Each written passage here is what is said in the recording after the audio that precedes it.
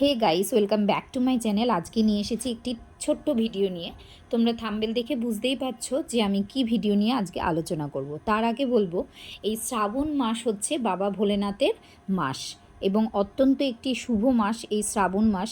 এই শ্রাবণ মাসে প্রত্যেক সোমবার বাবা ভোলেনাথের সবাই উপবাস করে থাকে এবং সকলেই পুণ্য অর্জন করে থাকে এবং মনের যা কামনা বাসনা সবই এই বাবা ভোলেনাথের উপবাস করলে পূর্ণ হয় সকলেরই।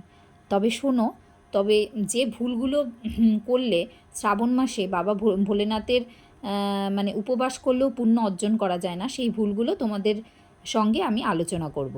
তাহলে প্রথমেই বলবো, 1 নাম্বার, শ্রাবণ মাসে শিবলিঙ্গ প্রদক্ষিণ করবেন না, কারণ মহাদেব তাকে প্রদক্ষিণ করা পছন্দ করেন না। আর শিবলিঙ্গে ঢালা জল মাটিতে পড়লে সেই জল পাড়াবেন না এবং ডিঙিয়েও যাবেন না। দ্বিতীয়ত কি, শ্রাবণে মহাদেবের আরাধনা করলে তাকে কোন কোন সামগ্রী নিবেদন করবেন না জেনে নিন।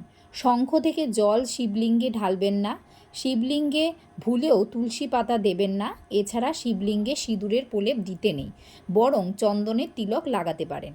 মহাদেবের আশীর্বাদ পেতে পিতলের পাত্র থেকে জল দিন। তৃতীয় নাম্বার সেটি সোমবার বেলপাতা ছিঁড়বেন না। সোমবার হলো মহাদেবের প্রিয় দিন, তাই শ্রাবণ মাসের সোমবারগুলি শিব পুজোর জন্য বিশেষ গুরুত্বপূর্ণ। তাই মহাদেবের আরাধনার জন্য বেলপাতা জরুরি হলেও ভুলেও বেলপাতা ছিঁড়বেন না, বরং আগের দিন বেলপাতা তুলে রাখুন। চতুর্থত, স্টিল বা তামার পাত্র থেকে জল দেবেন না। শিবলিঙ্গের অভিষেক করতে জল এবং দুধ ঢালতে হয়, কেবলমাত্র পেতলের পাত্র থেকেই শিবলিঙ্গে জল ঢালুন। পঞ্চমত, শ্রাবণের উপবাসে দুধ খাবেন না। আপনি যদি শ্রাবণ মাসে উপবাস রাখেন তাহলে উপবাসের সময় ভুলেও দুধ খাবেন না। শ্রাবণ মাসে মহাদেবকে দুধ নিবেদন করুন এবং শিবলিঙ্গে দুধ ঢালুন, এর ফলে মনের অশান্তি কমবে। শ্রাবণ মাসে নিজে মোটেও দুধ খাবেন না। তবে এই ভুলগুলো আপনারা করবেন না। এই